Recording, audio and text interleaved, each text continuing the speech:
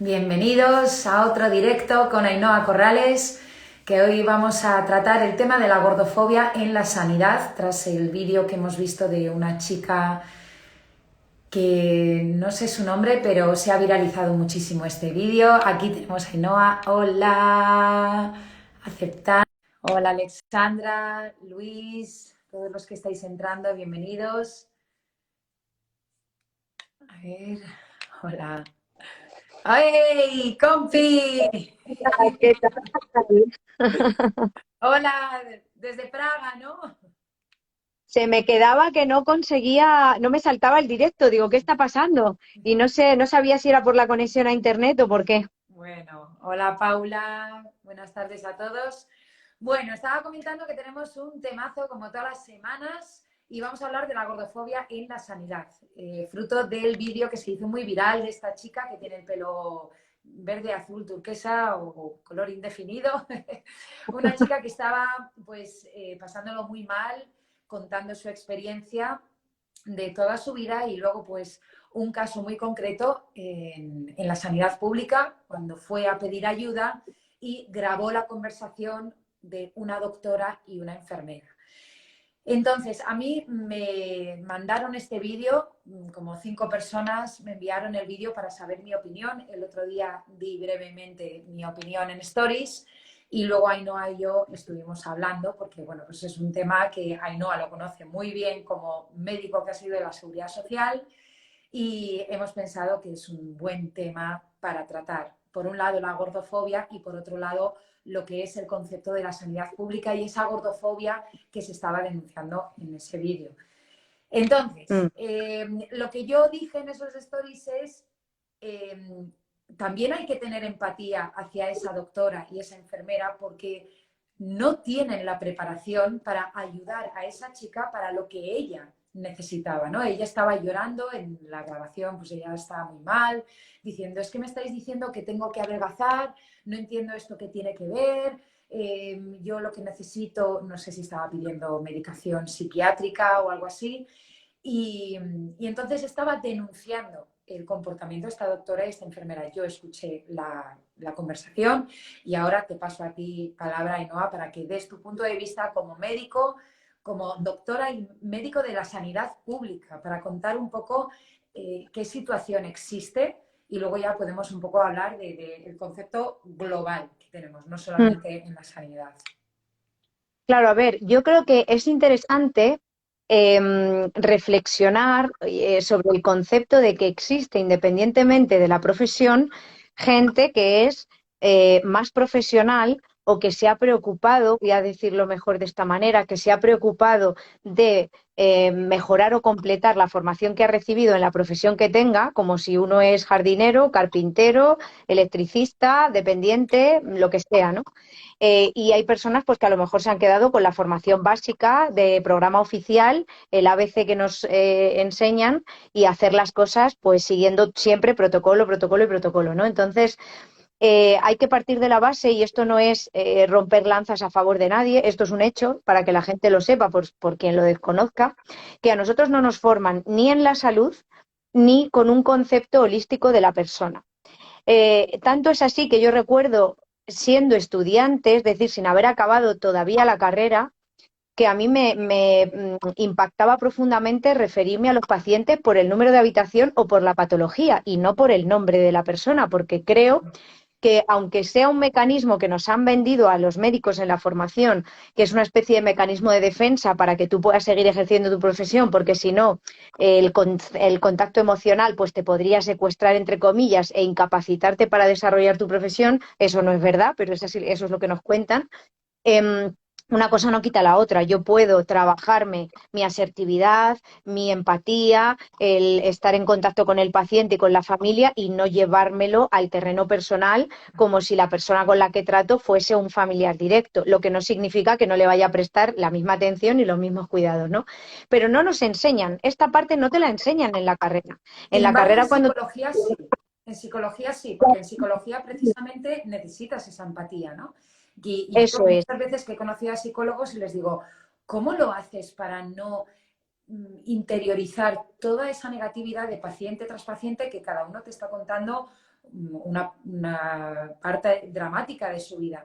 Y todos me dicen, es que tenemos herramientas precisamente para no somatizar todas esas cosas. Entonces, se sabe hacer entre psicólogos, sin embargo, entre médicos de medicina física, no de cejas para abajo, esto no se enseña solo de cejas para arriba.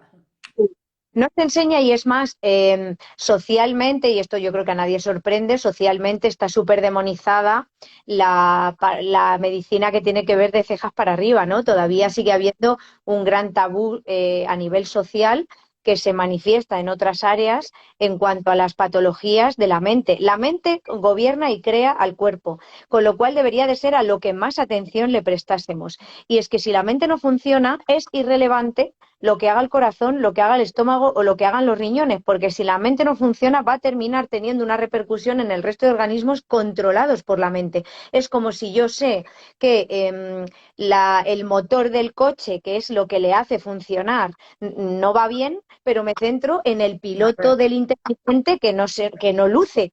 Y cambio el piloto del intermitente, pero el motor no está bien. Por Esto nos poner lo un... decían en La vida es así, ¿no? En los dibujos animados nos lo decían. Ahí estaba estaban los que controlaban todo el cotarro. Ahí está. Entonces, esa parte es muy importante, con lo cual a nosotros nos forman en protocolos y además en protocolos de enfermedad. Entonces, cuando una persona entra por la puerta, siempre se hace un juicio inevitable porque nos han enseñado así, pero no solo en la formación, nos enseñan de pequeños a juzgar a todo el que pase por delante de nuestro campo de visión, ¿no? Entonces, se juzga esa parte y todas las enfermedades mentales se justifican con una solución física. Es decir, probablemente esta chica, que desconozco totalmente y no me voy a aventurar a establecer ningún diagnóstico de absolutamente nada, pero lo más probable, por lo que ella misma transmitía, tenga una alteración emocional que ha derivado en su problema físico. Su problema físico es una de las vías que habrá elegido para paliar la situación emocional. Y me aventuro, porque puede que no sea eso, pero podría ser. Y a lo mejor se siente identificada mucha gente que diga, pues sí, yo empecé con problemas emocionales y al no saber gestionarlos, pues lo somaticé y empecé a canalizar a través de la alimentación o de unos malos hábitos, etcétera, pues esa emoción porque no tenía herramientas para gestionarlo. Pero claro, si yo empiezo la casa por el tejado, si yo simplemente veo cuál es el resultado de la alteración física en la persona y le pongo un parche, que es decirle, no, no, tus problemas mentales se deben a tu aspecto físico. Cuando tu aspecto físico mejore, los problemas mentales se resolverán. Ahí es como si yo estoy intentando arreglar el motor del coche pues con una espátula de la cocina, o es que son herramientas que no tienen nada que ver. Entonces, como hemos puesto el foco tanto y le hemos dado tanta importancia al aspecto físico, Claro. la parte mental ha pasado a ser un segundo plano. Es como si el origen fuese lo físico y lo mental fuese un daño colateral. Y no te preocupes, tú no lo pienses, tú anímate. Exacto. Claro, es que No le des importancia. claro, son ridículos porque la persona que está sufriendo por el origen del trastorno, si en este caso fuera el de esta chica o el de la persona que sea, que el origen sea emocional o mental, cuando alguien le da una solución física, pues es como si quiero manzanas y me estás dando peras. Será una fruta, pero es que yo quiero manzanas, ¿no? Entonces, al final, esta parte es muy interesante, independientemente de que luego, insisto, uno puede toparse con un mecánico que no sea bueno, con un médico que no sea bueno, que no sea bueno en el sentido de a la hora de empatizar y a la hora de tratar a las personas como tal. ¿Por qué? Pues porque tiene muy integrada la formación que ha recibido. A mí no me han enseñado a hablarle a un paciente. Yo he imitado, porque la manera en la que nos enseñan es exactamente la misma que los niños. Nosotros vamos detrás del médico que nos forma y simplemente vemos lo que hace, vemos cómo habla, vemos cómo actúa y lo reproducimos, lo copiamos literalmente. Sí, de hecho, Entonces, cuando estás en el transformar la hospital, todos más o información. menos te hablan igual. Es una Eso es. excepción aquella persona que realmente te mira a los ojos y te habla de forma humana.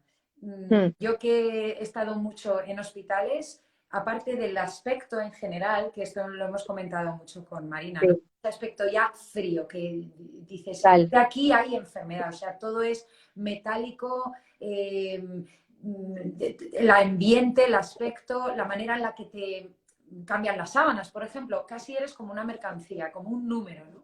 Y son Luz muy artificial pocas las personas que hablan de manera distinta. como contacto, es como si te metieras dentro de una institución que te aísla de la naturaleza, te aísla del medio y luego se utilizan muchos tecnicismos, algo que yo nunca he entendido, porque yo he ejercido muchísimos años en la seguridad social y la primera vez que yo le expliqué a un paciente su analítica y le dije lo que significaba cada parámetro, no, está todo bien. No, no, no, es que esto es tu analítica y mira, esto significa esto y lo otro. Y recuerdo la cara de incredulidad que yo misma recuerdo estar hablando y estar pensando, ¿estaré diciendo alguna cosa fuera de lugar? Porque no entendía por qué se Me sorprendía. pasa Cuando yo mucho. terminé de decirme la persona, es que es la primera vez que vengo al médico y me explican esto de esta manera. Entonces, tenemos que dejar de infantilizar a las personas respecto a su salud, tenemos que darles información, porque nosotros simplemente como médicos somos un canal que tiene más información que el paciente acerca de pues, posibles diagnósticos, tratamientos, etcétera, etcétera, dentro de que además los conocimientos que tenemos son hiperlimitados, porque nos han formado solo en la parte que les interesa que reproduzcamos y el resto son locuras, ¿no? Entonces, claro, teniendo eso en cuenta, un médico jamás debería ejercer una figura paternalista con ningún paciente y, por supuesto, infantilizarle y hacerle creer que no está capacitado para tomar decisiones acerca de su cuerpo y su mente, por supuesto, en primer lugar, ¿no? Entonces, yo te explico, mira, esto puede tratarse de esto, o cuando ya hay un diagnóstico, pues mira, este es el diagnóstico, estas son las opciones de tratamiento, podemos hacer esto, podemos hacer lo otro, pero yo considero que un médico jamás tendría que decir, tienes esto y esto es lo que te tienes que tomar. No, no, no, o sea, hay que dar un abanico de opciones y tú tienes que capacitar al paciente, porque si no, siempre va a depender de lo que un tercero le diga. Y si ese tercero ha sido adoctrinado para decir un mensaje conveniente en una dirección, toda la población va a seguir ese adoctrinamiento. Al final somos monos de feria repitiendo continuamente un mensaje que termina por darse por veraz por la cantidad de veces que lo escuchamos, pero no porque sea real. Exacto. Y luego yo creo que también se entra mucho en el terreno de juzgar. Una cosa es informar y dar al paciente la capacidad de poder elegir y otra cosa es ese adoctrinamiento, ese juicio de valor. Y claro, en este mensaje yo escucho a la doctora y a la enfermera que no veo nada denunciable en absoluto, veo personas intentando hacer su trabajo de la mejor manera, algo que sencillamente les queda grande porque no están formadas ni preparadas para ello. Esta chica contaba en el vídeo que había tenido pues, intentos de suicidio con 13 años y que había tenido depresión y una larguísima trayectoria. Esta chica estaba en el sitio equivocado pidiendo algo que no le pueden dar porque no tienen el mecanismo, no tienen las herramientas. Entonces ella estaba denunciando esa gordofobia. Entonces, no es un problema de las personas gordas, es un problema que faltan este tipo de medios. Hay muchos medios mecánicos, ¿no? Tenemos una serie de aparatología y conocimientos y medicación, etcétera, pero faltan esas herramientas que tendríamos que volver más para atrás, cuando los médicos no sabían tanto, pero sabían más de los dos estados del ser humano, que es estar enfermo o estar sano y a nivel más holístico. Entonces, le estaban diciendo algo sobre su peso. Y ella decía, es que no sé qué tiene que ver el peso o que me recomendéis la inyección de no sé qué. Claro, ella seguramente tiene un montón de problemas de salud física y le estaban diciendo, es que todo esto deriva de tu peso, que esto es algo que las personas con sobrepeso u obesidad se quejan mucho. Es que antes de mirar nada ya me estás diciendo que mis problemas vienen de la obesidad. Probablemente tienen razón. El problema es que se queden en esa superficie. Sí, viene de la obesidad, pero ¿de dónde viene la obesidad? Habrá que Exacto, mirar la raíz. La raíz de esta correcto. chica seguramente será pues todo ese problema que desconocemos de cuando ella tenía 12, 13 años y ya estaba con intento de suicidio. Entonces, ese es el verdadero problema. Su obesidad es la que le está provocando todos esos otros problemas de salud y de malestar y de dolores, etcétera. Pero donde hay que ir a atacar el problema no es a la obesidad de tienes que comer esto, tienes que comer esto. La mayoría de las personas la lección se la saben, mejor o peor, pero más o menos todos saben qué es lo que hace que estés o no estés obeso. El problema no es la obesidad, sino lo que te hace llegar a esa obesidad. porque como Pues, dicen todas estas personas, que yo no quiero estar así, pero hay una falta de empatía en por qué estoy aquí, de esta manera. Ahí es donde está la grandísima laguna. Entonces, se está atacando a unas personas que no tienen la culpa. Si es que no tienen los métodos, no tienen las herramientas, no tienen los conocimientos y el pueblo piensa que cuando va al médico, como se hacía antiguamente, tengo X problema y más o menos el médico como que te podía dar unas pautas generales. Igual no eran concretas, ¿no? Pero esto lo puedes explicar tú mucho mejor que yo. ¿Un cuerpo sano o un cuerpo enfermo? El tipo de enfermedad es simplemente una reacción, ¿no? Es cómo ha salido esa enfermedad. Ha salido en forma de cáncer, ha salido en forma de diabetes, ha salido en forma de lo que sea, ¿no? De hernia, ha salido en forma de psoriasis. cualquier malformación, Es una cualquier alteración. manifestación. Eso es. Al final, cuando uno somatiza a nivel físico, el origen, la mayoría, yo no soy absolutista ni totalitaria, pero con mi experiencia, mi formación y lo que yo he ido después ampliando, lógicamente, la mayoría de las alteraciones que puede padecer un ser humano son desequilibrios secundarios a una alteración emocional que genera una alteración mental que genera al final una alteración física. Evidentemente está la opción de que yo me caiga y me haga una herida. Eso es un mecanismo físico, me he chocado contra algo, me he hecho un corte. Pero si algo empieza a funcionar mal, si empiezo a tener problemas digestivos, si empiezo a tener cefaleas, problemas cutáneos, problemas de artrosis, un montón de alteraciones, la que queramos, si vamos rascando, la base va a ser una inflamación, detrás de la inflamación va a haber una carencia nutricional y asociada a esa carencia nutricional derivada de un estilo de vida determinado hay una emoción y una alteración a nivel mental. Y esa visión holística, como tú muy bien decías antes, del paciente, no se enseña ni de lejos en la medicina alopática a la que tenemos acceso con el sistema de educación actual, ¿no? No se enseña porque no interesa porque cuando uno sana el origen de una patología física a nivel mental o emocional, eso que normalmente implica pues ir a X sesiones de terapia y capacitar a la persona y responsabilizarla de su vida o acompañarla en ese proceso, no genera un paciente crónico que consuma fármacos de por vida. Y esos fármacos además nos aseguran una serie de daños colaterales que cuando llevo X años consumiendo aparecerá otra patología que voy a explicar por otro motivo diferente. Nunca le voy a decir al paciente que esto se debe a que lleve 5, 10, 15 años tomando un fármaco y le voy a prescribir otro fármaco para esta cosa nueva que qué mala suerte le ha salido, ¿no? Como ahora está pasando, ¿no? Después de 2 años de terapias experimentales, pues están apareciendo efectos secundarios y pues los atribuimos a enfermedades nuevas, ¿no? Entonces, al final, es un infinito. Seguir con este método es un camino infinito de una población crónica que evidentemente quien quiera pensar sorprende el avance científico que ha existido y sigue existiendo actualmente y que cada vez estemos más enfermos de manera más crónica, enfermemos antes, seamos más pluripatológicos y el epígrafe paciente polimedicado, que es aquel paciente que consume 5 o más fármacos, pues casi hay que colocarlo a partir de los 30 años.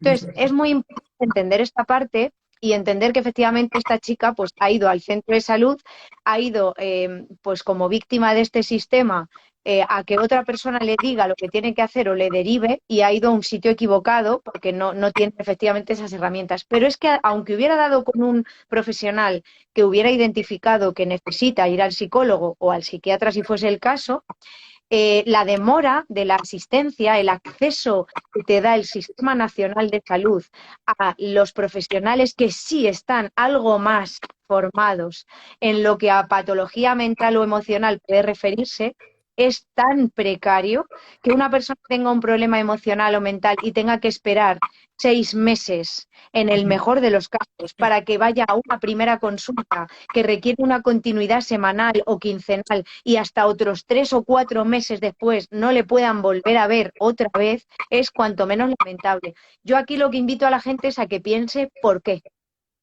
¿Por qué es tan sumamente difícil acceder a una parte del sistema sanitario tan importante y que es el origen de la mayoría de las patologías y alteraciones que sufrimos? ¿Por qué?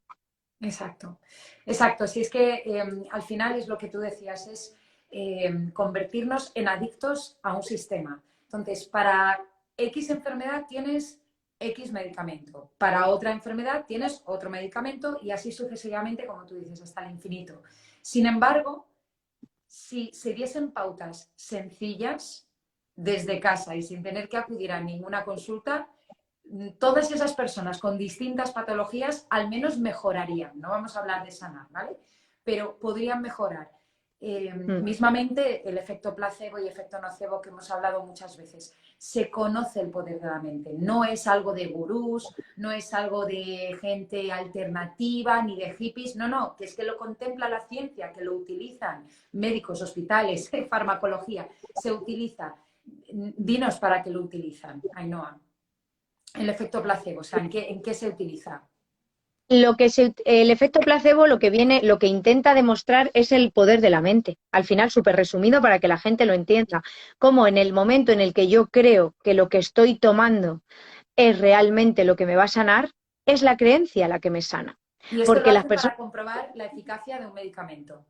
Claro, efectivamente, lo que hacemos es, cuando se comprueba el efecto placebo, pues tú montas un estudio para que el estudio en teoría, y os digo en teoría porque es que es muy difícil hoy en día acceder a un estudio en el que no haya una manipulación de los resultados o una influencia de la industria farmacéutica a la que le interese comercializar el fármaco en cuestión del estudio, pero bueno, se supone que coges un grupo de personas a las que le vas a dar una pastilla que es de azúcar y otro grupo al que le vas a dar el fármaco. Ninguno sabe lo que está tomando. Para que el estudio tenga rigor, se le llama doble ciego. Se supone que la persona que está haciendo el estudio tampoco sabe lo que le está dando a cada uno. Solamente lo saben las personas que luego analicen los resultados, para que así no haya ningún sesgo, ¿no?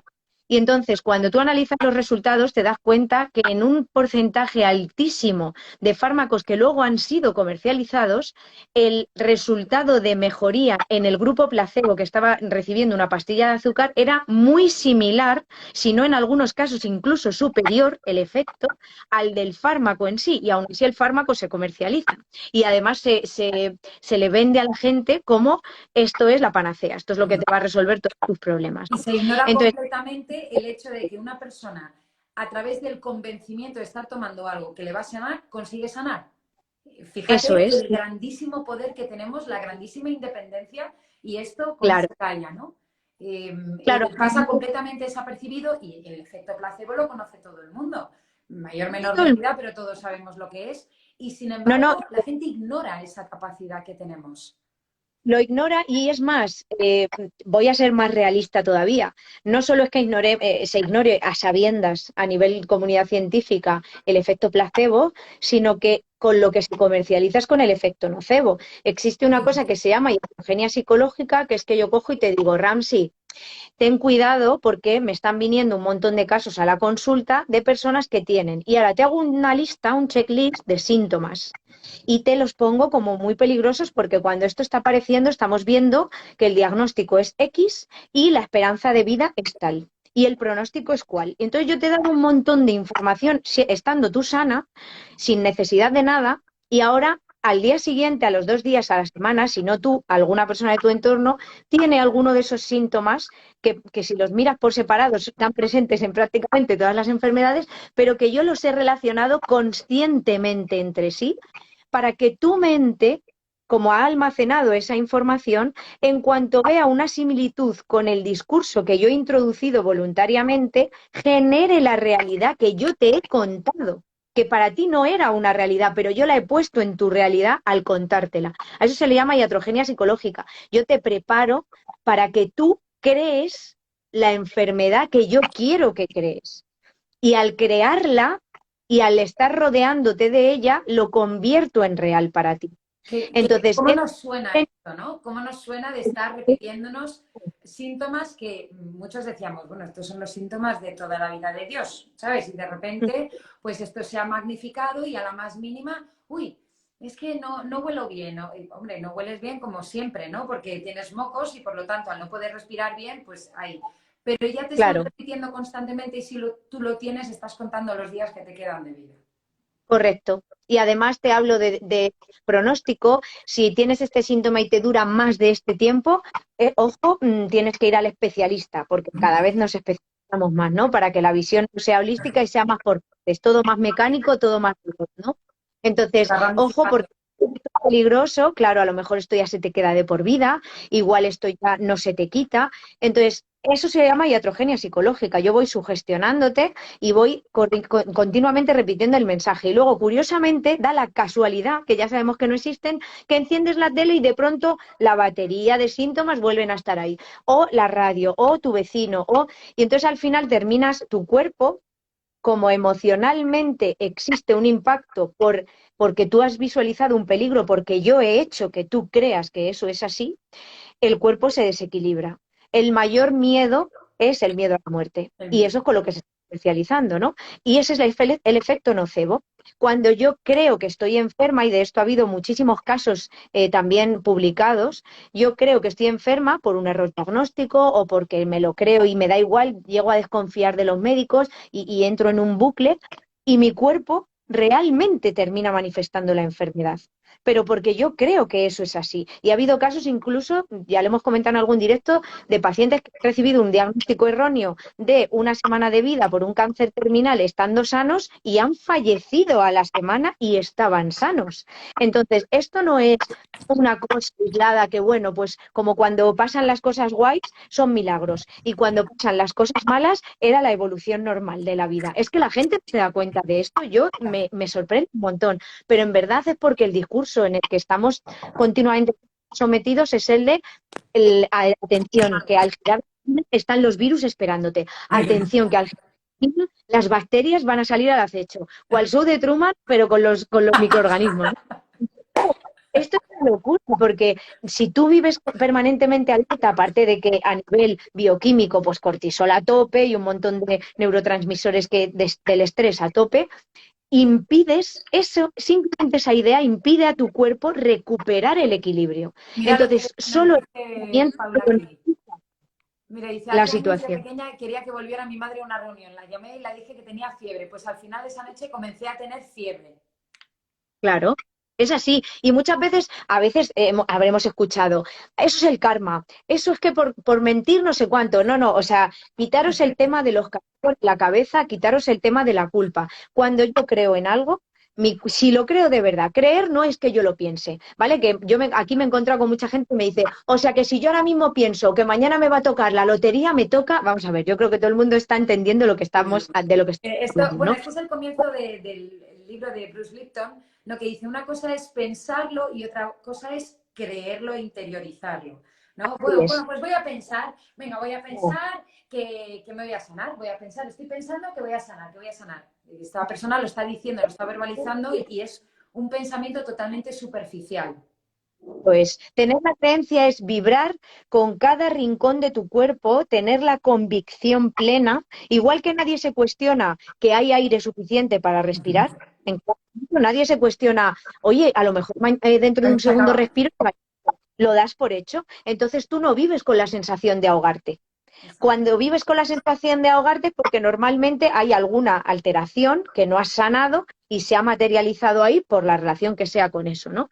Entonces, nadie se cuestiona que la atmósfera vaya a dejar de estar y yo no pueda respirar, ¿no? A pesar de todo lo que le hacemos. Entonces, esto es lo mismo. Cuando tú realmente tienes una convicción y una creencia que todo tu cuerpo vibra en esa realidad, Una entonces confianza en esa idea, es una que tú confías plenamente y no tienes ninguna duda, como cuando vas al médico y te dice que tienes, por ejemplo, un cáncer, ¿no? Y entonces te dicen, pues vamos a poner este tratamiento que es súper moderno, es una nueva quimioterapia y no sé qué, y tú estás, ay, pues nada, me van a sanar, porque tal, y tú estás totalmente convencido. Tú no estás pensando, es un veneno, esto va a matar lo malo, lo bueno, y como mata lo bueno, igual directamente me mata y me mata antes el remedio que la enfermedad. No, tú estás correcto. totalmente convencido y tú confías plenamente en esos médicos, en esa ciencia, en ese avance, ¿vale? Porque esto es un aprendizaje de herencia. Ujú. Entonces, pues eso es lo mismo. Tú no estás pensando o creyendo, ah, pues me van a poner la quimioterapia. No, no, tú estás convencido.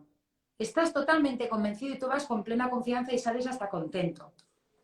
Exacto. Y si tienes algún antecedente familiar de alguien que le haya pasado y no le haya funcionado, pues puede que ya tengas una predisposición de creencia en función de cómo sea tu relación con esa persona, de lo que te va a pasar a ti. Porque la mente lo que hace siempre, se dice que vivimos en un presente recordado, porque todas las experiencias que uno vive en el presente las compara con el pasado. Y en función de las similitudes o diferencias genera una emoción. Si tiene similitudes con el pasado, pues va a traer al presente emociones del pasado, sean por experiencias propias o de un familiar, algo que tenga ahí metido en la cabeza, ¿no? Entonces, si yo tengo una persona que ha recibido, que tenía un cáncer de pulmón y ha recibido quimioterapia y le ha ido fatal y ha terminado falleciendo y además ha sido un tratamiento horrible y lo ha llevado fatal y eso me generó mucho impacto porque mi relación emocional con esa persona era muy potente, si yo creo, porque eso no es determinante de lo que me va a pasar.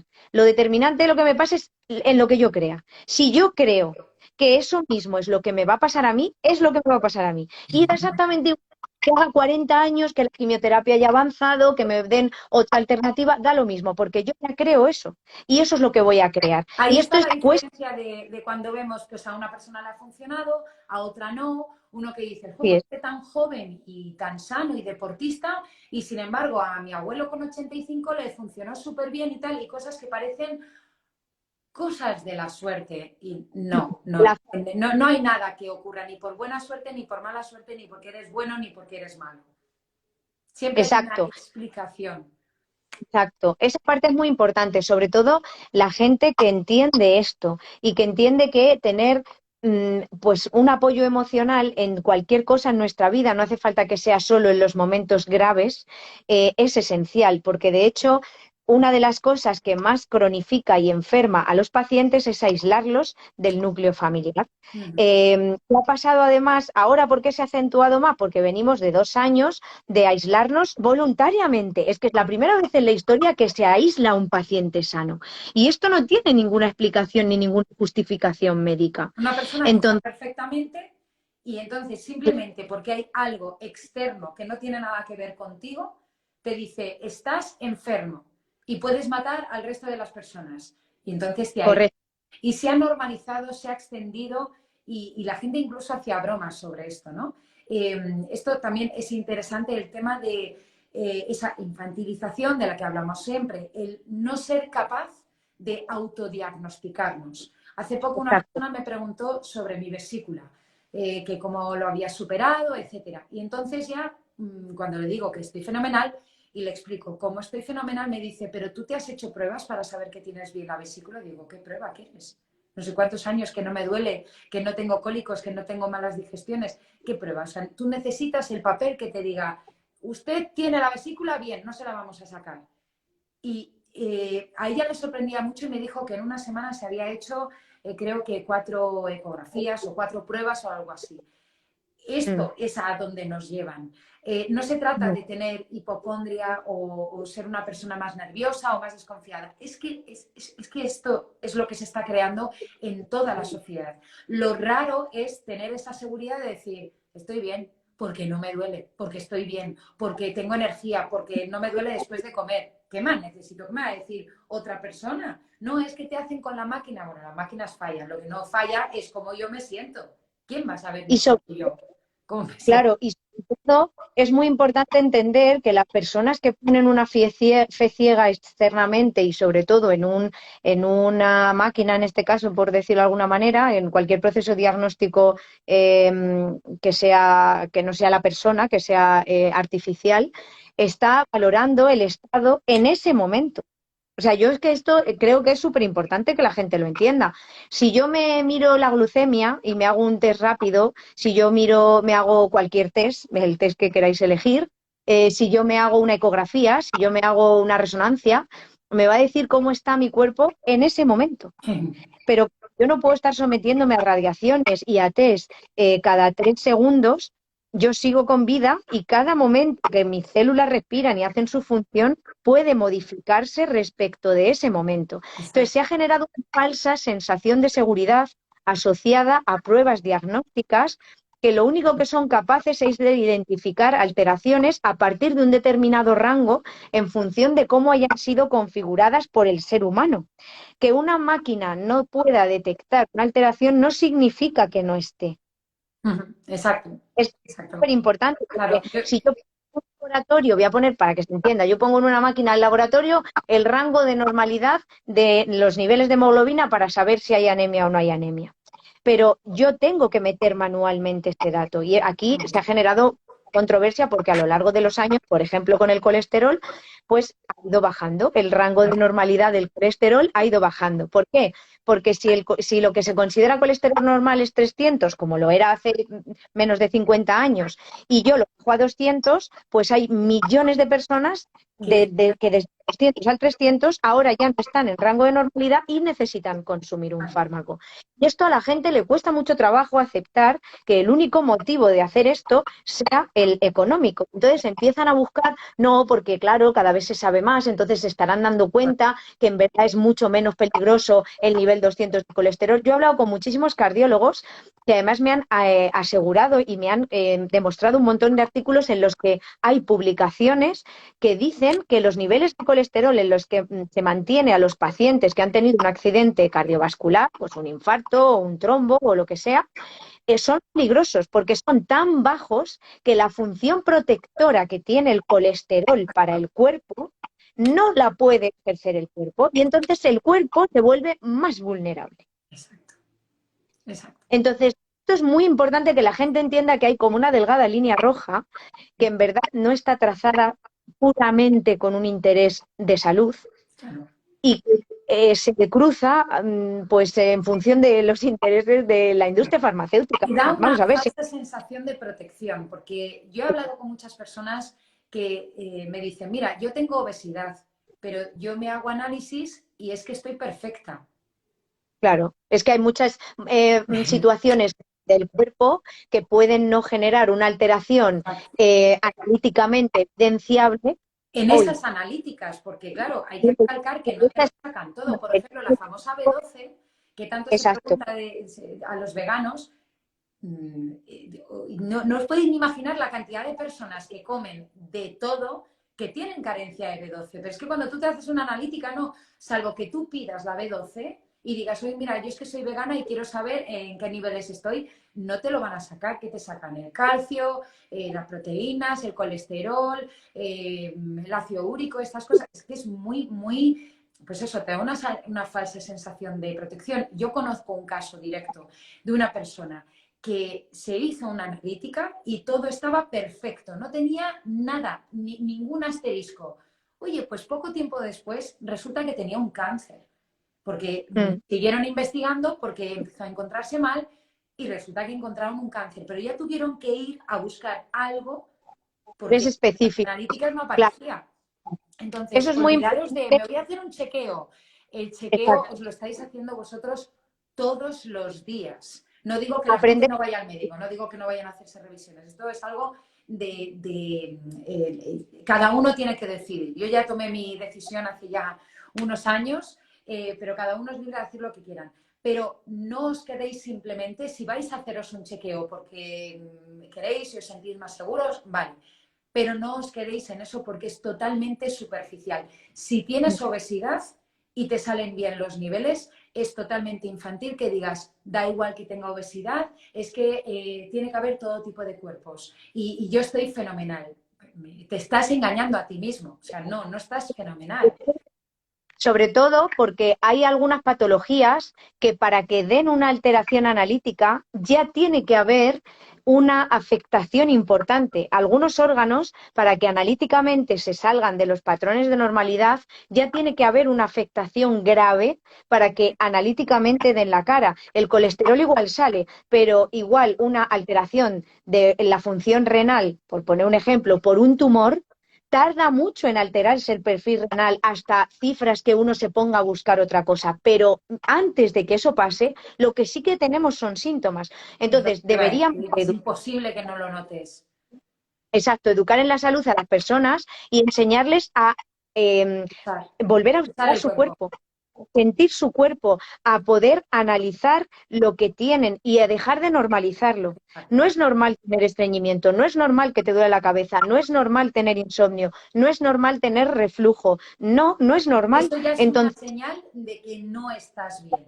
No hace son falta las que el primeras, papel diga, lo estás haciendo mal y te vas a morir.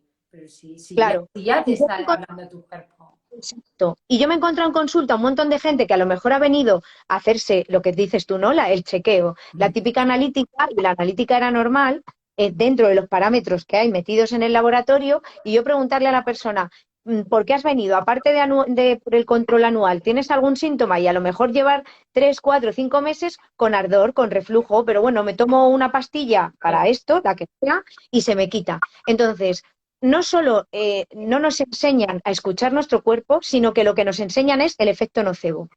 No tienes que sentir nada. Si tú sientes algo, ven que ya te daré yo la pastilla que silencia el síntoma. Pero la alteración sigue ahí.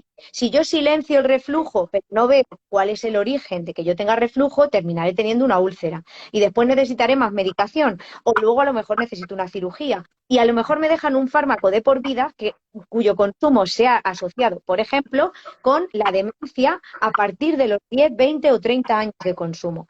Claro, la gente dice, no, bueno, yo me tomo esto, pero a mí me sienta bien, yo no tengo ningún síntoma. No, no, es que nos invitan tanto a vivir anestesiados en el aquí y el ahora que no somos capaces de ser conscientes de los efectos a medio y largo plazo. Y los efectos a medio plazo pues son a los 5 o 10 años y a largo plazo pues a veces son a los 20 o 30 años. Claro, Entonces, cuando a los 20 o 30 años una persona que lleva consumiendo un fármaco X tiempo deriva en una artrosis o en una osteoporosis, no, claro, es que ya con esta edad es lo normal. claro, es lo No, no, normal. no. Es que llevas 30 o 40 años tomando un fármaco que te ha provocado esta situación. Exacto. No busques en otro sitio. Eso es. Entonces, es importante no silenciar los síntomas, Sí, escuchar el cuerpo, preguntarnos por qué estoy haciendo, qué cambios he hecho en mi vida para que esto que antes no tenía haya aparecido. y no Responsabilidad. acostumbrarnos, porque yo tengo un Exacto. caso cercano de una persona que tuvo un cáncer, no recuerdo exactamente el órgano, pero era en el sistema digestivo. Y cuando se lo detectaron, era en plan 3, 2, 1, te vas a morir. Y yo decía, vamos a ver, no podemos pasar de estoy viviendo una vida normal, voy a ir al médico porque me encuentro mal, me han detectado un cáncer y salgo prácticamente ya en un ataúd. Aquí hay información que me falta. No me estáis contando la historia completa. Efectivamente, esta persona llevaba años viviendo con una tripa que parecía una embarazada, un hombre, ¿vale? Pero una tripa y una inflamación y dices, es que esto no es normal. No sé, el tomarte Almax o tomarte Aerored o tomarte antiácidos X, ¿no? O decir, es que se me inflama la tripa con tal. Eso no es normal, ¿vale? Eso es un signo de que algo no está funcionando y estamos dejando de escuchar nuestro cuerpo. Y vamos para, no, mira, es que tengo ardor, no, mira, es que se me inflama la tripa, no, como si fuese una cosa normal y claro, te dicen, ¿tiene usted ardor? Tómese tal cosa. Y tómese tal cosa y tú ya te acostumbras, y además como son medicamentos que no requieren de receta, pues tú ya te has acostumbrado, vas a la farmacia y como tanta gente tiene cosas similares, pues tú dices, bueno, pues malestar, esto es normal. Es que se me hincha la tripa. Es que me estoy haciendo mayor. Bueno, pues se le estaba haciendo ahí una fiesta en la tripa y Claro. efectivamente no le funcionó nada y al poco tiempo falleció. Y dices, Por es eso que los sí, niños entran en colapso, porque la química no le permite al cuerpo recuperar el control de la situación que a su vez ha sido generada por el consumo de química. Yo, una cosa que a mí me sorprende muchísimo y me sorprendía mucho cuando a mí me formaban, yo tuve una crisis existencial muy potente en el Ecuador de la carrera, ya te lo he contado alguna vez. De medicina duraba 6 años, pues yo en tercero tuve ahí una crisis existencial que estuve a punto de dejar la carrera, no quería ir a clase, bueno, algo totalmente ilógico a como yo era, ¿no? Siempre súper la primera de la clase, matriculado, no sé cuántas, ¿no? Porque yo veía que a mí me estaban enseñando no era el concepto que yo tenía de medicina. Yo estaba viviendo una incoherencia. Lo que pasa que en ese momento, pues yo no tenía este crecimiento personal y no me había formado lo suficiente para ponerle nombre. Pero yo tenía una necesidad de salir de ahí, lo rechazaba. No quería que me siguieran instruyendo en algo que para mí no era el concepto de ser médico. Cuando una persona te prescribe un fármaco, como por ejemplo un antiinflamatorio, hablaba aquí en el chat del ibuprofeno y dicen, te lo tienes que tomar 10 días, pero como esto es muy fuerte, voy a poner un protector. Si tú me estás mandando algo que ataca mi cuerpo hasta el punto de que yo tenga que usar un protector extra, esto que me estás dando, el riesgo al que me expongo no es mayor que el beneficio, porque si ofréceme una alternativa de tratamiento que no implique atentar contra mi cuerpo. Me estás diciendo que esto puede generarme una úlcera y entonces me tengo que tomar algo para proteger mi estómago, pero esto lo tengo que tomar porque es la única alternativa al dolor que tengo. Y encima no te Entonces, dicen lo que te hace al intestino el protector gástrico. O sea, que es que al final es la pescadilla que te muerde la cola. sí mismas, la solución que tú me estás proponiendo para un dolor, que un dolor es una alerta de mi cuerpo, entiéndase, siempre y cuando no sea, pues que me han sometido a una cirugía, lógicamente eso ya hay un específico. Si tú me estás dando algo para un dolor, no estamos viendo a qué se debe, simplemente silenciamos el síntoma y además lo que me estás dando me va a fastidiar otro órgano que de momento parece que tengo bien, ¿para qué tomo esto? ¿Cuál es la finalidad real de esto? Entonces, esta parte es súper interesante que invito a todo el mundo a que reflexione, a que las personas que se levantan y desayunan pastillas, porque es su ritual diario, que empiecen a plantearse si es cierto que esas pastillas las necesitan para vivir No, o y hay las personas que necesitan son adictas. Una chica, creo que era Paula, ha dicho lo del ibuprofeno, que conocía a una persona que se tomaba un ibuprofeno por si le dolía algo. Pues yo para conozco el el prevenir. mismo caso, pero con paracetamol. 1 gramo de Claro. paracetamol todas las mañanas, una mujer mayor. Y yo decía, esto me lo contaba su hija y yo pensaba, ¿qué hace tu madre con una caja de paracetamol en su casa? O sea, quítaselo ahora mismo. Es que... Durante muchos años ha sido así. Yo, cuando yo era pequeña existía la aspirina, yo tengo 39 años, o sea que es que no me estoy yendo tan La atrás en la aspirina para historia. todo, para todo. La aspirina, mi madre, cuando era pequeña, era la cosa de una aspirina a la semana o 2 aspirinas a la semana porque es un vasodilatador y entonces vendieron la idea de que era un protector de un ictus, de un trombo, y mis abuelos han tomado aspirina, le han dado por sistema aspirina, entonces ahí ya Iba a tienes un decir químico sistema que está, circulatorio, ¿no? exacto, que está entrando a tu cuerpo porque sí, Sí, sí, sí, sin que o sea, que vasodilata y hace un efecto cardiovascular, cardioprotector, es salir a caminar, es claro, comer de justo te manera... iba a decir, oye, vete a correr al campo. En media hora ya Hay has muchas hecho cosas. mucho más que Nos han tomarte la vendido aspirina. ¿no? No, no, para que seas feliz tienes que ser cómodo. ¿Y qué hay más cómodo que estar tumbado en la cama sin hacer absolutamente nada? Yo ya me encargo de ti. Entonces, como al sistema le interesa a la sociedad hacer de papá o mamá pato, vamos a decir, pues nosotros como patitos vamos ahí detrás, pim, pim, pim. ¿Por dónde va mamá pato? Por aquí, pues por aquí voy yo. Y no, pues, nada. Buscando la Entonces, cuando perfección. Sí.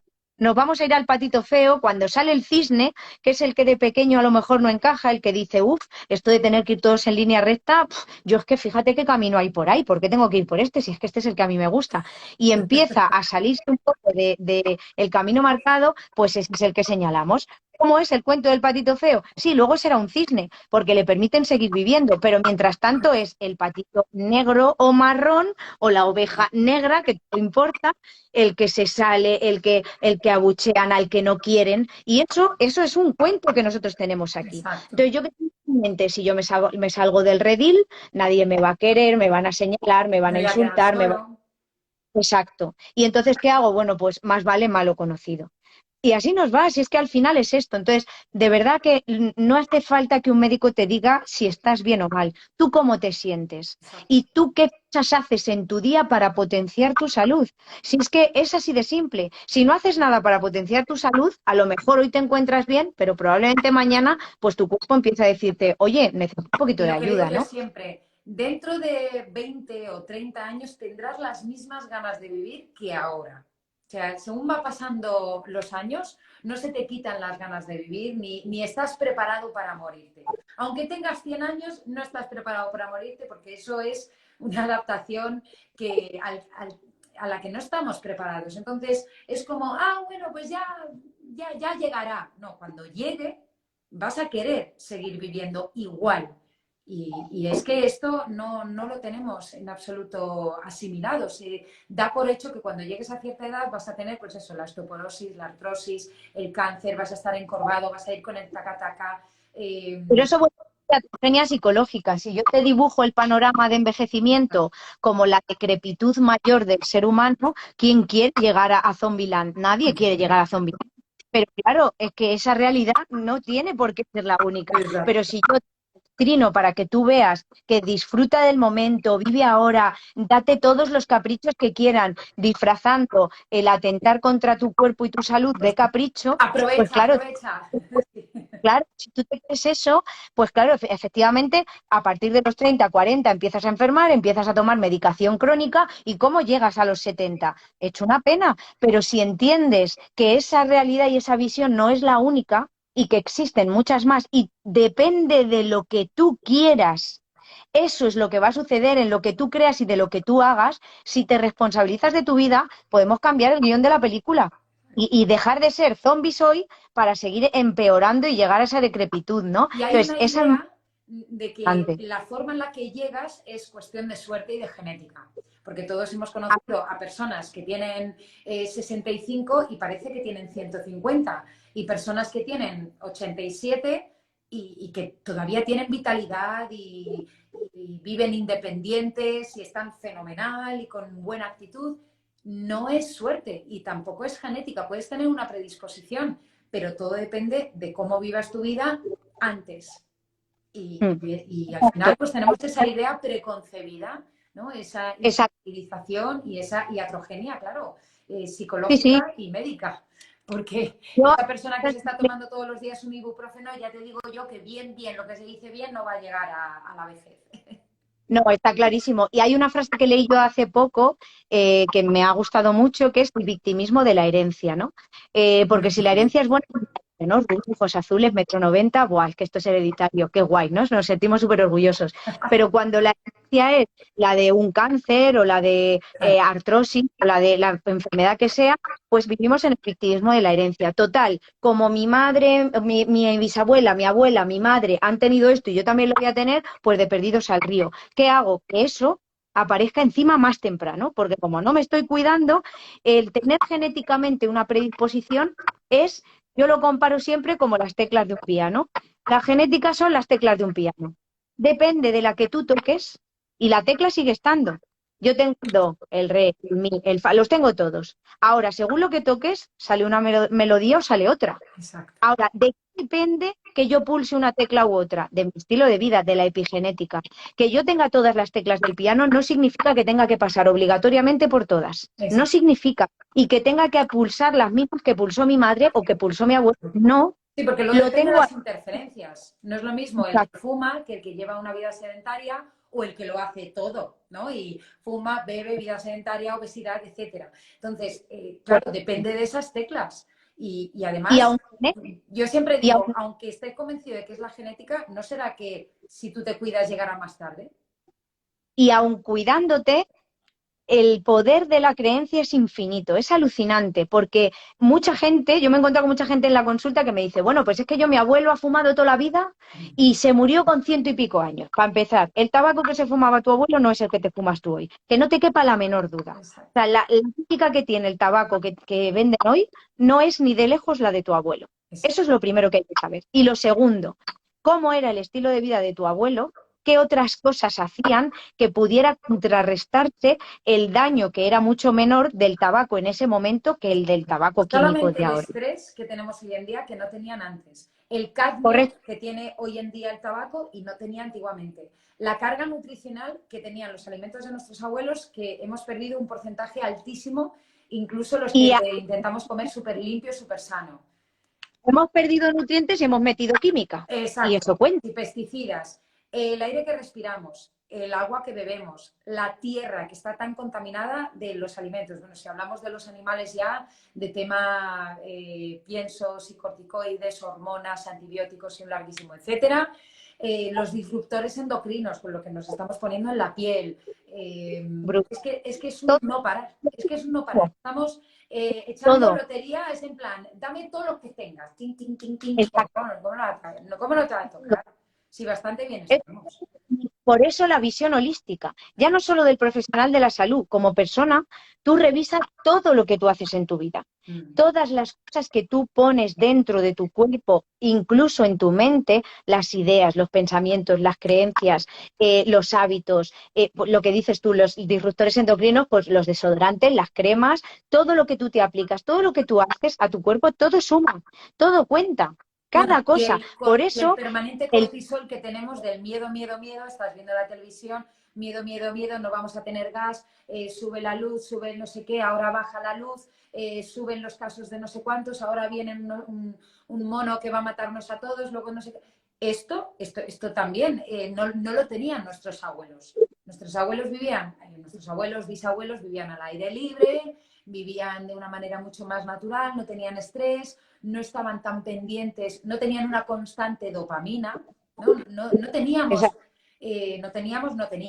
no tenían esa droga constante que nosotros tenemos ahora, colección, ¿no? Entonces estamos constantemente con ansiedad, con depresión, con miedo, con estrés, con ansiedad, sentirnos que no somos antiguamente. Pues estudia para tener una buena vida. Si no estudiabas, no tenías un buen trabajo, no estaba bien remunerado y por lo tanto no podías tener una buena vida. Hoy en día te estudias 3 carreras, 4 másteres, 5 idiomas, experiencia tal, y casi no puedes llegar a final de mes en un piso normalito y vives con tus padres a los 35. Pues claro, esto crea mucha frustración, mucha rabia, mucho resentimiento, mucha envidia, bueno, es que es un choque emocional, que esto es una bomba. O sea, de cejas para arriba, ojo, que esto es un espacio pequeñito, pero es que esto de aquí domina todo lo que hay abajo. Ojo, porque las enfermedades es que están aquí. Aquí es donde reside aquí. Acordaos de los dibujos. Érase una vez la vida. Aquí estaban los controles, ¿no? Ahí estaba el cuadro de mandos está aquí, ¿no? Es como la torre de control en el aeropuerto, ¿no? Y te van diciendo para aquí, para allá. O sea, se cae la torre de control y se va todo a freír puñetas. Pues eso es lo que pasa aquí. Aquí, que es a nivel emocional, ¿no? Nuestra mente, nuestras emociones. Y claro, ¿cómo no vamos a estar enfermos? Si bastante bien estamos. Fíjate la homeostasis que está haciendo nuestro cuerpo, la fuerza que tiene, la fortaleza de estar equilibrándose, que con todo lo que le hacemos y aún así, ¿cómo aguantamos? exacto. Exacto, no participamos de nuestra salud, estamos sanos a pesar de lo que le hacemos a nuestro cuerpo. Y por cuerpo me refiero desde el pelo hasta las uñas de los dedos de los pies. O sea, a pesar de lo que yo le hago a mi mente, a mis emociones y a mi cuerpo trata continuamente de reequilibrarse. Cuando la afectación que tiene o el desequilibrio es mayor, los síntomas secundarios de ese intento de recuperar el equilibrio son más intensos.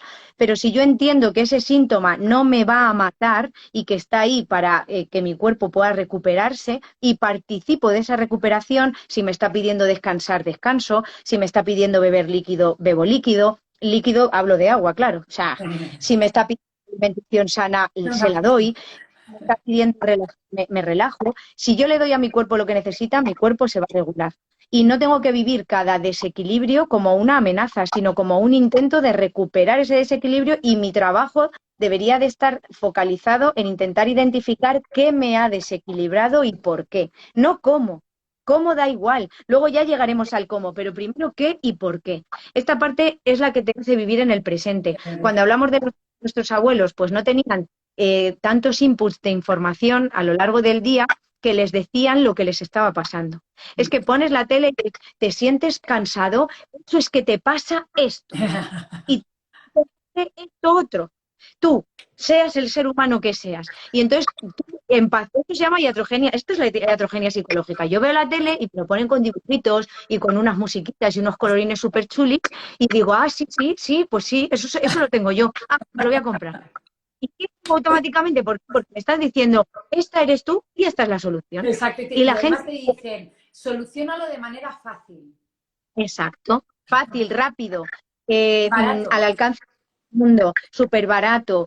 No te preocupes que aquí tienes la solución para todo. Entonces, claro, Aquí entra la parte, pues más niños, porque al final todos tenemos un niño interior y eso es maravilloso, pero entra la parte más de niño, del niño que ha crecido sintiéndose indefenso y creyéndose que necesita que alguien externo se responsabilice de él.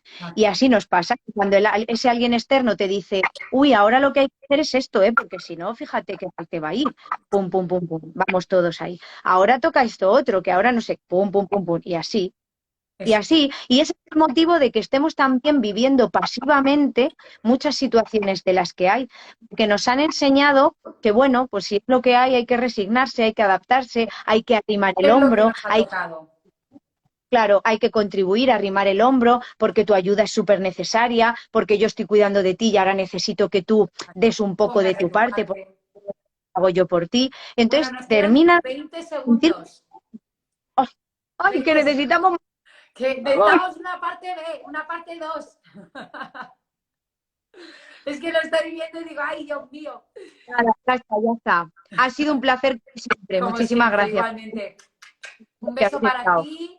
Ahí que disfrutes de Praga y a todos los que habéis estado. Nos vemos la semana que viene.